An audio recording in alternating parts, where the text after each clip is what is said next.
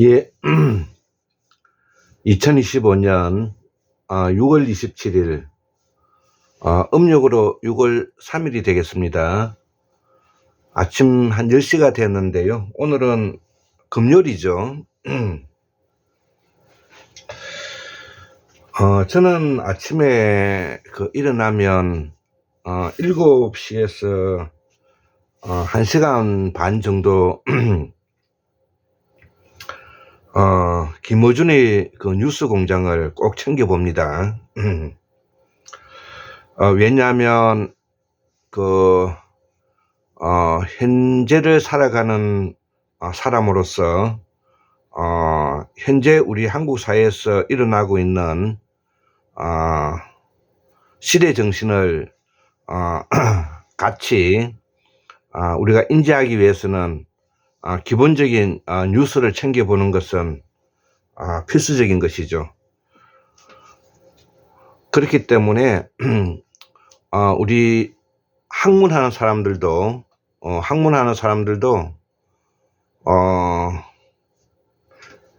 자기에게 성실하게 살아가시겠지만 적어도 아침에 7시에서 7시, 8시 반까지 하는 김어준의 뉴스 공장 정도는 챙겨봐야 된다고 저는 강력하게 말하고 싶습니다. 자, 그래서 오늘은 2025년 6월 27일 아침에 우리 전남대학교 철학과 교수이신 박구영 철학과 교수님의 이야기를 들으면서 또 공부하기 좋아하는 사람으로서는 이러한 이야기에 대해서 귀 기울여서 한번 정리해 볼 필요성이 있어서 한번 정리를 해봤습니다. 그래서 오늘은 태고사의 새 발견 214번째 한국사 복원 4번째 강의를 해보고자 합니다.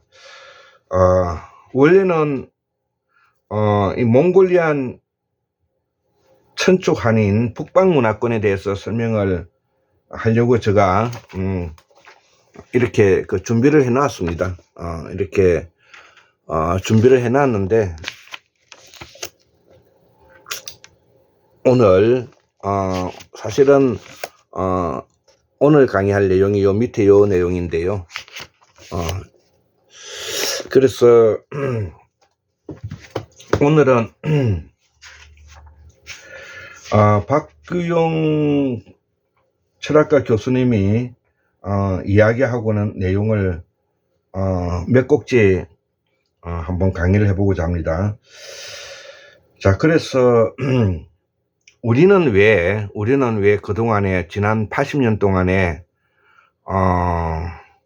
친일 부역 세력과 친미 사대주의 세력들에게 속수무책 당할 수밖에 없었는가? 친일 부역자 세력은 친일 개화파의 뿌리를 두고 있는 것입니다. 제가 한국인이 탄생해서 우리는 오늘날의 이 대한민국은 세계에 퍼져 살았던 5 유파에서 대한민국이 이제 건설됐다고 말씀을 올렸죠. 친소 공산주의 학파 이동희 지금 이동희의 손자가 카자흐스탄에서 지금 살고 있는 것을 텔레비로 봤는데 매우 어렵고 힘들게 살고 있는 모습을 보면서 눈물이 났습니다. 친소 공산주의 학파 이동희, 그 다음에 친일 개화파 우리 너무 잘 알죠. 김옥균이, 육일준이, 그 다음에 서재필이, 박영효 이런 작자들이죠. 그 다음에 친중세구학파, 친중세구학파 이항로, 최익현, 이런 분들이죠. 그 다음에 친미기독교학파, 우리가 이승만을 들 수가 있고요. 그 다음에 자주민족주의학파, 우리가 신철을 대표적으로 들 수가 있고, 박은식, 장지연 이런 분들입니다. 자, 그래서 이러한 유파의 한국인의 탄생에 역학적 관계를 가지고 있다는 것을 우리가 이해하면서, 우리가 일본 제국주의 시대의 식민지 과정을 거치고, 또 식민지 과정을 거치고 그 피폐화되어 있는 상태에서 또 남북 분단이 되었기 때문에, 또 남북 분단이 됨과 동시에 바로 한 5년 있다가 또 한국 전쟁이 터지면서 우리가 조선반도가 매우 어렵고 힘든 처지에 놓여져 있다는 것을 우리가 전제로 하면서 우리가 생각하고 공부하고 인식하고 추론하고 하는 마음가짐을 기본적으로 이 환구문명학술원에서는 지금 현재 알려드리는 겁니다. 이런 것을 기본적으로 이야기를 하면서 왜 우리는 우리의 그 현대사의 일부분인 오늘날의 우리 한국 사회가 가지고 있는 이 모순점을 가지고 있는데도 불구하고 왜 우리는 이 현대사에 대해서 비판하지 않는가, 또 비판을 하더라도 여기에 대해서 큰 우리가 그 메타인지를 하지 못하고 인식작용에 출현을 하지 못하고 반성하지 못하는가. 그것은 바로 우리가 학문이 떨어졌기 때문에 그런 것입니다. 그래서 학문이 떨어졌기 때문이고, 또 학문을 좀 할 만한 공부 잘하는 사람들은 모두 다 자기가 먹고 살기 위하고 하기 위해서 모두 다 대학을 가서 먹고 살게 된 것이죠. 그래서 이러한 문제에 대해서 깊이 연구하고, 이런 문제에 대해서 깊이 생각할 수 있는 학자 그룹이 탄생하지 못한 겁니다.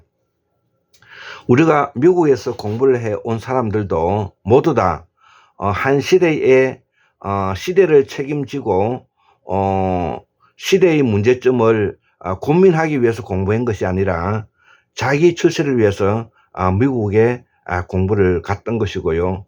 또 한 그룹이 독일에서 가서 유럽으로 가서 공부했던 그룹이 있고, 두 종류가 있다고 봅니다. 자, 그래서 그동안에 우리가 하버드대니 위스콘신대든 어떤 뭐냐면 캘리포니아 주립대학이든 어떤 미국에서 공부해 가지고 박사학위를 받아오면 대한민국에서 교수 자리를 하고, 또 사학재단에서 추천받아 가지고 실력이 없음에도 불구하고 그 페이퍼 컴퍼니처럼 그 노트 한 장으로 지금까지 평생을 잘 먹고 잘 살았던 놈들이 바로 뭐냐면 교수 그룹이고 박사 그룹이었다, 저는 그렇게 생각을 합니다. 그렇지 않으면 그 자리에 있으면서도 연구실을 가지고 있으면서도, 연구실은 잠깐 자기가 거처하는 곳일 뿐 학문의 열의를 가지지 않고 단지 출세하기 위해서 그 정치에 귀 기울이고 있고 했던 그런 시대였다, 저는 그렇게 생각을 합니다. 그래서 앞 시간에도 이야기했다시피 우리가 제도권 강의, 그 다음에 식민사관에 가지고 있는 강단사학, 그 다음 제야사학을 구분했던 것도 그런 이유에서 구분된 것이지, 공부를 하는데 제야가 뭐가 필요하고 강단이 왜 필요하고 제도권이 왜 필요합니까? 공부는 하면 되는 것이지. 자, 그래서 우리 지난 80년 동안에 이런 그 과정 속에서 매우 특이한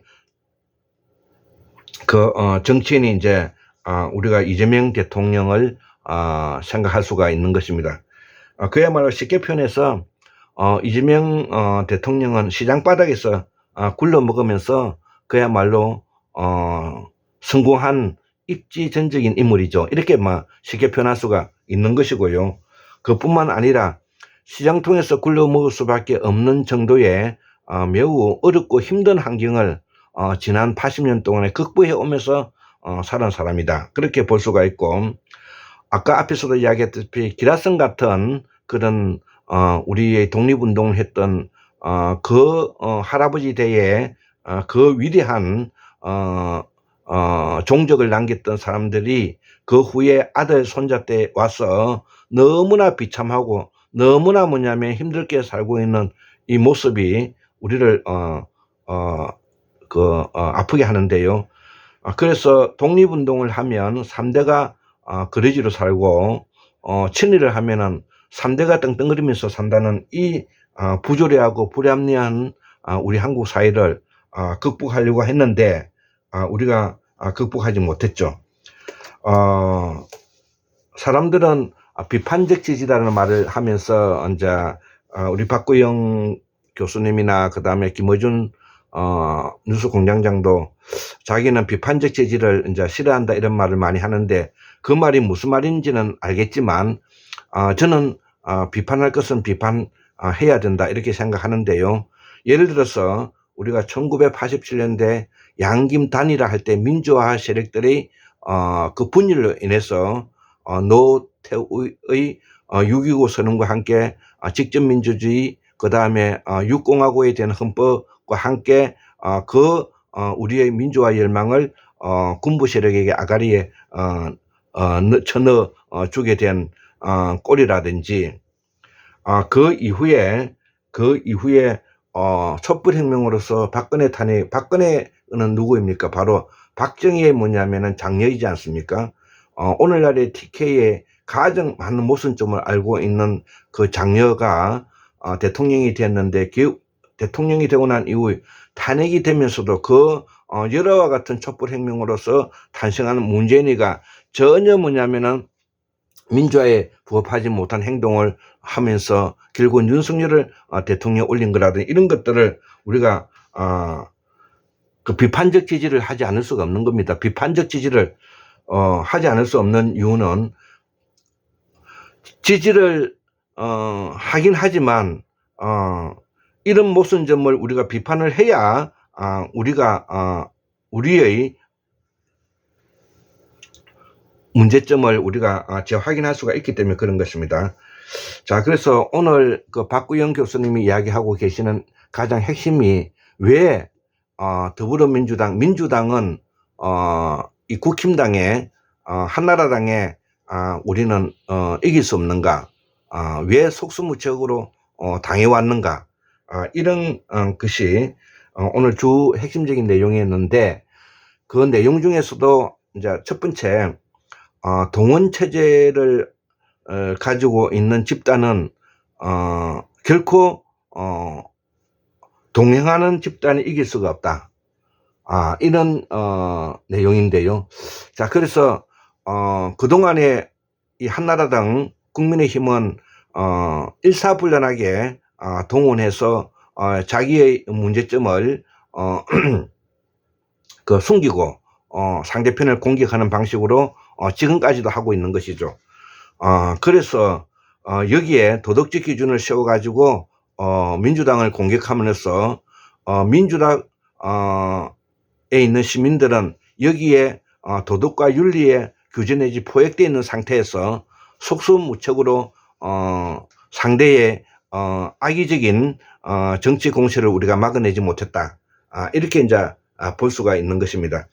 자, 그래서 번번이 우리가 그 수박이니 아니면은 민주당의 호남 토 세력이니 뭐 여러 정당이 나와서 훑어먹고 나중에는 민주당의 이름으로 살았던 많은 민주당의 이 모순된 정치 때문에 결국은 그들에게는 이익이 됐을지 모르지만 우리 같이 깨어있는 시민, 조직된 힘, 행동하는 양심 세력들이 그동안에 얼마나 많이 고생하고 힘들게 살았는가를 우리가 알 수가 있는 것이죠. 자, 그래서 우리가 앞으로는 한나라당 국민의힘이 동원체제의 이 정치적인 공격에 대해서 이 민주당은 동행체제로서 우리가 전환해서 도덕성과 윤리성에서 정치를 분리시켜서 도덕과 윤리와 정치를 분리시켜서 이 민주당도 동행체제로서 깨어있는 시민과 조직된 힘, 행동하는 양심으로서 우리가 가야 된다는 것이죠. 그렇기 때문에 제가 한나라당 국민의힘의 국회의원들을 저는 사람으로 보지 않는다는 말을 수없이 많이 하고, 이 사람들은 사람이 아니기 때문에 괴물이다 이렇게 생각을 하셔야 되는데 함께 가자 이거는 어려운 것입니다. 그렇기 때문에 이번 내란죄라든지 이번에 비상계엄으로 일어난 이러한 그 잔당들을 우리는 내란 목적 살인 음모죄로서 윤석열과 윤석열의 함께 했던 부하 수행자들을 끝까지 우리는 조사해서 죄를 물어야 된다. 이 말을 꼭 하는 겁니다. 내란 목적 살인 음모죄로서 끝까지 뭐냐면은 윤석열과 여기에 부하 수행한 자들을 우리는 끝장을 봐야 된다. 이런 민주당 내에 깨있는 시민들, 조직된 힘, 행동하는 양심 세력이 결코 여기에 물러서면 안 된다는 것입니다. 자, 오늘 제가 이 한국의 현대사를 잠깐 이해하기 위해서는 꼭 알아야 될 책 3권이 있습니다. 그래서 우리가 이승만을 알기 위해서는 이 한국 전쟁을 알아야 되고요. 한국 전쟁을 알아야 되고요. 박정희를 알려면은 이 베트남 전쟁을 알아야 됩니다. 박정희를 알려면 베트남 전쟁을 알아야 되고요. 그 다음에 세계의 우리 민주화를 알려면은 1968년에 68혁명을 우리가 알아야 되는 겁니다. 이거를 우리는 지금 가르치지도 않고 배우지도 않죠. 그렇기 때문에 학자들 일부가 상당히 많은 사람들이 현대사를 공부하는 것을 꺼려하고 고대사나 상고사에 빠져 있는데 그것만 가지고는 안 됩니다. 그렇기 때문에 책을 잡고 공부하는 사람들은 뭐 나는 태고사만 공부한다, 나는 상고사만 공부한다, 근대사만 공부한다, 현대사만 공부한다, 이따위 식의 이야기를 해서는 안 되는 것입니다. 공부한 사람은 두루두루 전체적인 그 지식을 바탕으로 해서, 문헌을 바탕으로 해서 여러 가지 상상력을 동원해서 현재의 우리가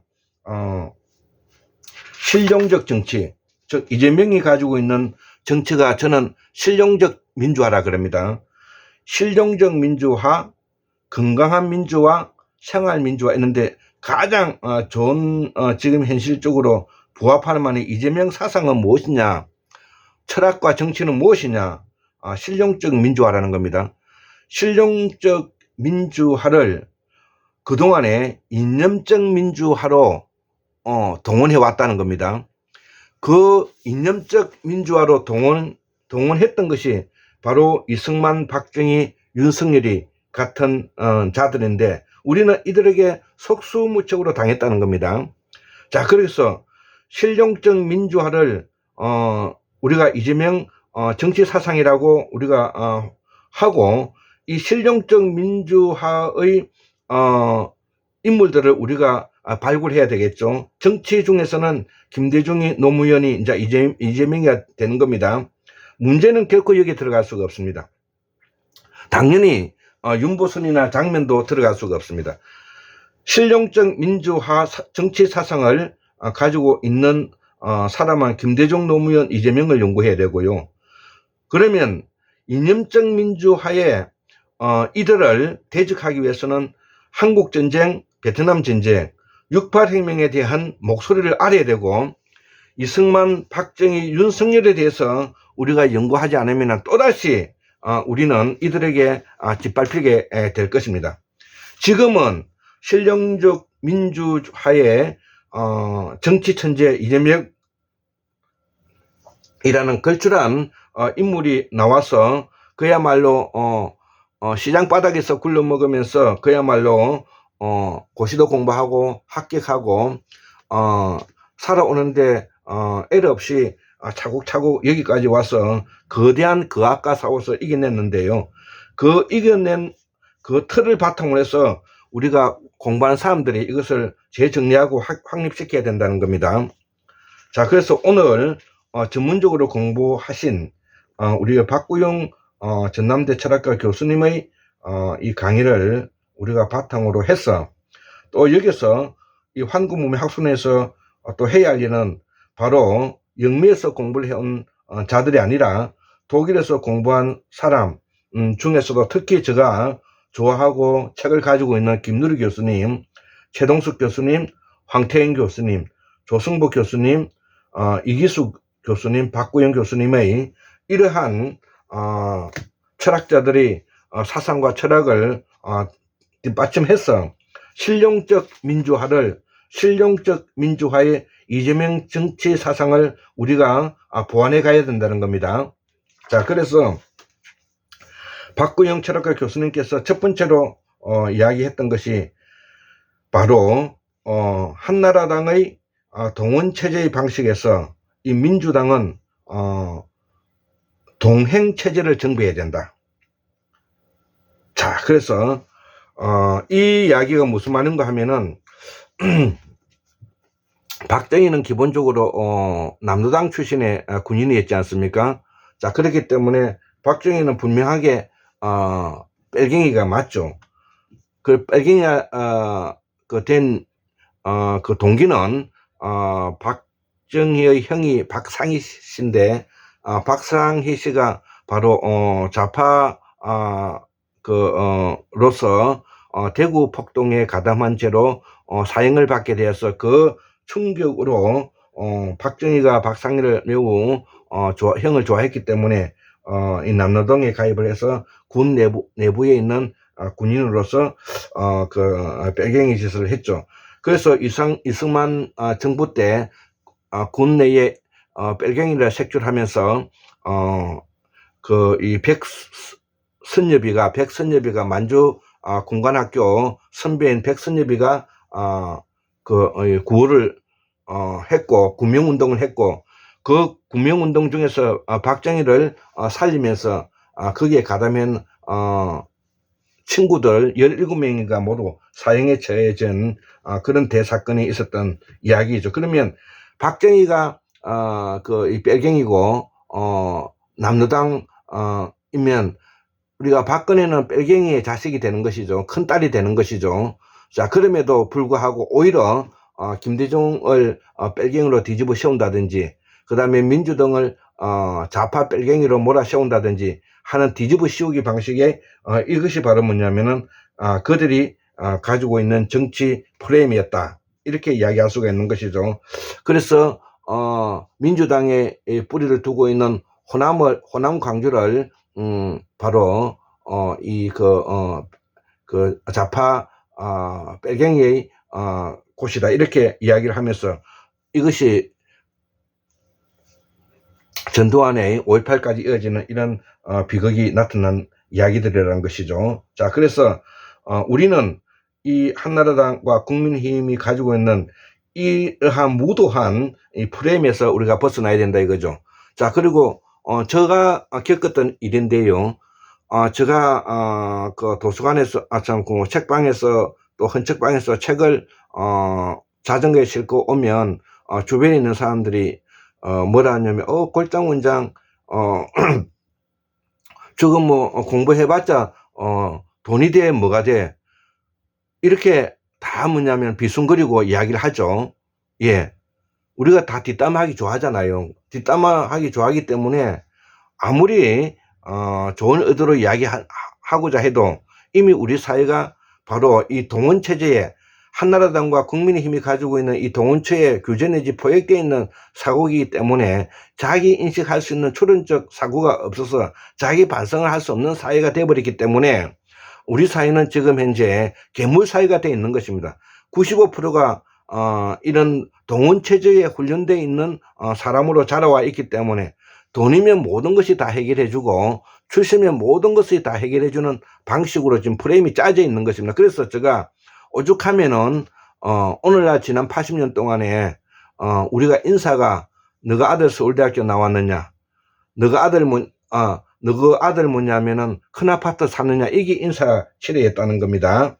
이게 바로 이들 세력들이 한나라당과 국민의힘 세력들이 그동안에 80년 동안 해먹었던 방식이었다는 겁니다.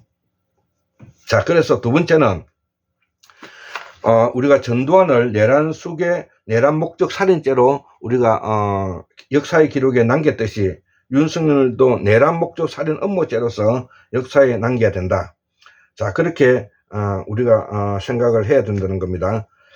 자, 그래서 우리는 그동안에 너무나 이들 소위 말하는 한나라당과 국민의힘의 동원체제의 정치 프레임에 투사력으로 자기의 약점을 감추면서 오히려 상대편을 갖다 뒤집어 씌우는 방식으로 우리 한국 사회를 유린해 왔는데, 그 유린의 목적이 바로 부자 되세요 라든지, 그 다음에 너가 아들 서울대학교 나왔어, 아니면 너가 아들 큰 집 샀어 라는 방식으로 그렇지 못한 세력을 탄압의 대상으로 해왔던 것입니다. 그래서 우리가 정치적으로 김남국 코인의 이야기도 바로 본인들은 김남국 코인을 사서 더 많은 이익을 남기면서 오히려 김남국 코인을 악마화한다든지 이런 것이 바로 그런 것인데요. 그것은 바로 우리가 학문이 떨어져 있기 때문에 그렇다는 겁니다. 그래서 이 데카르트가 했던 말이 가장 유명하니 나는 생각한다 고로 존재한다는 말이지 않습니까? 자, 그래서 나는 생각한다 고로 존재한다. 내가 생각하고 있는 생각을 이것이 맞는지 틀리는지, 아니면 내가 생각하고 있는 이 이야기가 상대편에게 아픔을 주는지 고통을 주는지 희망을 주는지, 내가 스스로 성찰적 망가진 이거를 우리가 성찰적 메타인지라고 말을 하는데, 이러한 성찰적 메타인지를 가지지 않은 채 우리가 단지 직수입에서 나는 생각한다 고로 존재한다 라는 프레임에 우리가 그동안에 철학을 공부한다고 우리가 살아왔다는 것이죠. 자, 그래서 이제는 데카르트 다음에 이제 칸트인데, 이 칸트에 와서 중요시 여겼던 핵심적인 그 생각이 바로 뭐냐면, 내가 생각한다, 내가 생각하고 있는 이 생각하는 것을 내가 다시 한번 생각해서 이 메타인지로서 인식해 볼 수 있는 선언적 경험, 이것이 뭐냐면은 칸트가 순수이성 비판에서 이야기했는데, 그러면 칸트의 순수이성 3비판서에서 이야기하고 있는 이 내용이 강화되면 강화될수록 어떤 현상으로 가느냐가 핵심인데요. 바로 도덕적이고 윤리적이고 율법적으로 바뀐다는 겁니다. 자, 그래서 우리 최동수 박사님께서 그 전에 그 책을 한 권 소개시켜 줘서 제가 가지고 있는데, 칸트 3대 비판 특강이라 해서 배종현 선생님이 여기 요 책인데요. 인간은 무엇인가? 예, 요 내용이 바로 그런 부분들입니다. 그러면 생각하고 생각해 볼수록 자기 인식, 자기 추론, 자기 반성을 하게 되면 급기야는 도덕적이고 윤리적이고 율법적으로 바뀌게 되는 것이죠. 그렇게 됨으로 인해서 내가 가지고 있는 마음가짐과 윤리적 도덕과 현실에서 일어나고 있는 공격에 내가 적절히 대처하지를 못한다는 것이죠. 그래서 1968년 서구 유럽에서 68혁명 때 바로 헤겔이 정치와 도덕을 분리시켜냈다는 뜻입니다. 정치와 도덕을 분리시켜냈다. 자, 그렇기 때문에 우리가 조국 사태만 보더라도 조국이 가지고 있는 그런 그 인품이라든지 무능력 한에는 있다 하더라도 도덕적으로 그렇게 뭐냐면은 비난을 받을 만한 것은 많지가 않은 편이죠. 왜냐, 그 당시의 사회 환경과 여건에서는 누구나 딸들을 스펙을 내세워서 그 가라로 뭐냐면은 그렇게 서로 품앗이를 했던 거지 않습니까? 자, 그런데 우리가 조국이 도덕적으로 뭐냐면은 덮어씌워서 조국을 낙마시키고 조국을 뭐냐면 악마화시켰던 것이 가장 대표적인 그런 것이다. 결국 이들 세력이 한나라당과 국민의힘의 세력들이 상대편을 악마화해서 상대편을 공격과 정치적 이익을 취하는 것을 성공하게 했다. 이런 내용이 되겠습니다. 자, 그래서 이 앞에서 아까 이야기 다시 한번 말씀드리겠습니다. 이승만을 연구하려면 한국전쟁을 알아야 되고요. 이승만을 연구하기 위해서는 한국전쟁을 알아야 되고, 박정희를 뭐냐면은 알려면 이 베트남 전쟁을 공부해야 되고요. 세계의 민주화의 열망을 우리가 이해하기 위해서는 1968년도 일어난 68혁명에 대해서 우리가 공부해야 된다. 그래서 제가 앞 시간에 교육혁명, 교육수술 중에서 이 이야기를 했습니다. 그러나 오늘 이런 내용이 가장 중요하기 때문에 우리는 다시 한번 강의를 하는 겁니다. 자, 그래서 그러면 이 김대중, 노무현, 이재명은 이 하는 정치가 뭐냐? 실용적 민주화 정치라는 겁니다. 이거를 저는 실용적 민주화 정치다. 실용적 민주화 정치다. 이거를 뭐냐면은 분명히 해야 된다는 겁니다. 실용적 김대중, 여기에 플러스 이재명. 이 깨어있는 시민, 조직된 힘, 행동하는 양심 세력이 하는 이 정치가 뭐냐면 실용적 민주화다. 이거 실용적 민주화. 예. 자, 우리는 지금 실용적 민주화를 위해서 동문이 아닌 동원체제로 바꿔야 된다는 겁니다. 동행체제로 바꿔야 된다. 그러면 동행체제는 어떻게 할 것이냐? 지시하고 명령하고 억압하고 삭제하는 것이 아니라 협동하고 협력하고 연대하고 보완하는 방식으로 가야 된다. 그러면 실용적 민주화는 어떤 것이냐? 협력하고 협동하고 연대하고 보완하는 방식이다. 이 이야기를 합니다. 그러면 철학적으로는 어떻게 할 것이냐? 바로 자기인식, 자기 추론, 자기 반성을 하는 사람으로 바꿔야 된다는 겁니다.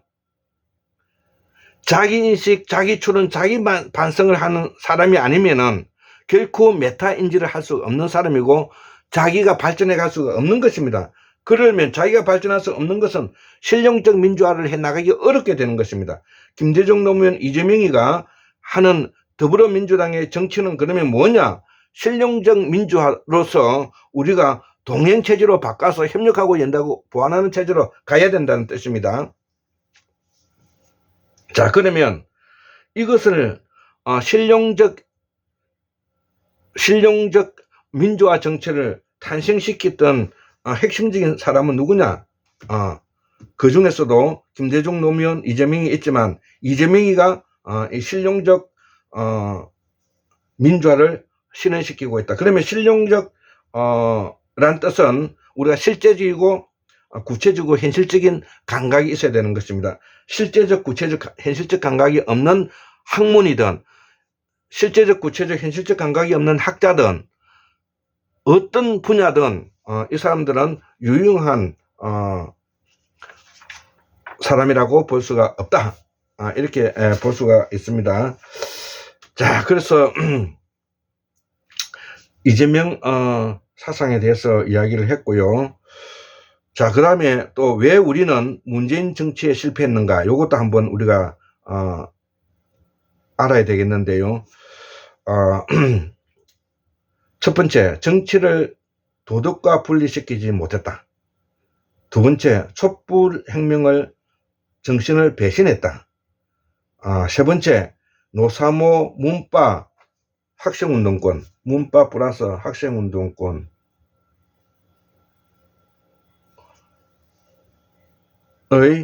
타락과 운동권 엘리트들의 타락과 민주주의 세력의 비양심적, 만약에 조국과 이제 이재명이 차이점이 바로 그런 것이죠. 조국도 민주화를 내세웠지만 적당하게 타협을 했죠. 안일하게 생각했던 겁니다. 그래서 자녀 비리 문제나 그 다음에 거기에 참여해서 지금 현재 정경심 교수님이나 조국 대표가 지금 현재 감옥에 있었던 이유가 바로 그런 것이죠. 그에 비해서 이재명 대통령님은 그런 문제에 결코 무도한 이 한나라당 국민의힘 세력들이 죽이려고 했지만, 칼로 죽이려고도 했지만 결국 죽이지 못한 이유가 바로 여기 있는 것입니다. 자, 그렇기 때문에 이 실용적 민주화라는 것은 어마어마하게 강력한 뭐냐면 무기라는 것을 우리가 이재명 대통령님을 통해서 우리가 이걸 확인할 수가 있었다는 것입니다.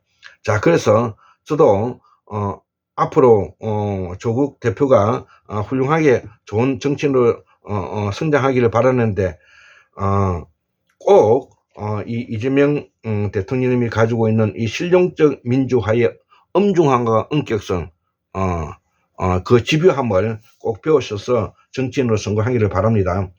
자, 그래서 우리 한국 사회가 가지고 있는 이러한 성찰적 메타 인지를 하지 않는 우리의 약점을 가지고 있고 자기 약점을 숨기면서 상대편을 공격한 무기로 쓴다든지, 이런 것들이 지금 현재 제가 살고 있는 우리 성경빌라 내부에 일어나는 일들 중에서도 이것을 우리가 감지할 수가 있는 것입니다. 상대편을 믿지 못했을 것이고, 또 믿지 못하는 것을 숨기면서 상대편을 공격하기 위해서 정보를 취합한다든지, 이런 것들이 우리가 뭐냐면은 우리 주변에 지금 현재 일어나고 있는 일들이라는 것이죠. 자, 그래서 아까 앞에서 이야기했던 데카르트 이후 칸트까지 와서 철학적으로 생각했던, 내가 생각하는 것을 다시 생각해 보면서 자기 인식, 자기 추론, 자기 반성을 하는, 이것이 바로 뭐냐면 우리가 성찰적 메타 인지를 가지는 것이고, 이것을 우리가 초월연적 통과라고 정치학 철학적으로 표현한답니다. 저도 처음으로 들었습니다. 초월연적 통과. 초월연적 통과라는 것은 여기서 다시 한번 생각하고, 여기서 한번 다시 제가 정리하면, 초월연적 통과. 두 번째, 무의식.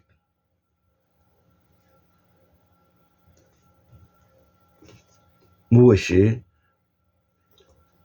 그 다음에 영성, 영혼의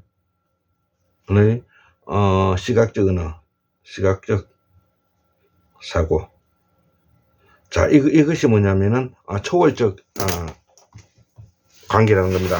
저 이야기를 좀 들었던 사람들은 이 말에 대해서 설명이 가능하리라 봅니다. 자, 그래서 칸트가 도덕철을 강화했다는 이유가 바로 초월적 통과, 무의식의 세계, 그 다음에 시각적 사고의 선험적 경험, 즉 인간의 내면에 가지고 있는 무의식 세계를 가지고 있다는 것이죠. 그게 선하다는 뜻이죠. 자, 그래서 우리 박구영 교수님이 말을 하시는 것은 동학농민 이후에 도덕성에 우리가 집착해서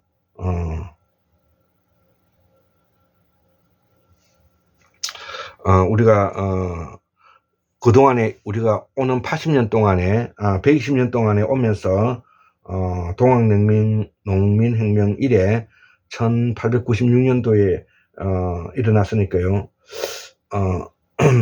이래 이 120년 동안에 우리는 이런 자기 성찰적 정치 기반을 가지고 못했다는 것이죠. 자, 그래서 이런 기반을 아까 제일 처음에 모두에서 제가 설명을 했습니다. 자, 그래서 이 68혁명, 서구에서 일어난 68혁명이 바로 도덕과 정치를 분리시킨 일이다. 이것을 그래서 성혁명, 성폭력, 성정치 이런 내용들이 바로 그 부산물로서 일어나는 것이고, 구조주의라든지 모더니즘도 다 그런 구조에서 일어나는 것이다. 아마 저 강의를 좀 들었던 사람들은 아마 알 수 있을 겁니다. 자, 그래서 도덕적으로 정치를 환원시키면 안 된다는 것이죠. 정치를 도덕과 분리시켜야 된다. 자, 그래서 우리는 도덕 정치를 앞세워서 정치를 공격하는 일을 지금까지 해왔죠.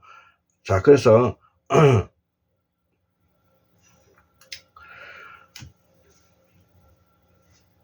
예. 자, 또 이 부분을 요 정도로 이제 설명하면 될 것 같습니다. 너무 말이 길어지면은 복잡해지니까요. 자, 그래서 요거는 제가 마지막으로 정리한 내용인데요. 대한민국의 민주화는 어디서 왔는가? 협동하고 협력하고 연대하고 보완하는 것을 말하는데, 이것은 수렵체제 수혜대평원 환동의 문명권에서 한국사 입장에서 볼 때 에서 나왔는데, 이를 이 한국 문명 학술원에서는 이거를 네오 샤먼 시대라 말한다는 것이죠. 그래서 과거에 샤먼 시대는 지시하고 명령하고 억압하고 착지할 수 있는 구조적인 틀을 가지고 있는 계급적 요소를 가지고 있었는데, 이제는 우리가 21세기는 지시하고 명령하고 억압하고 착취하는 구조가 아니라 협력하고 연대하고 협동하고 보완하는 방식으로서 네오 샤먼 시대를 맞이하자. 자, 그래서 21세기는 네오 샤먼 시대라고 한국문명학술원에서는 말하고 있는 겁니다. 예, 오늘 강의는 마치도록 하겠습니다.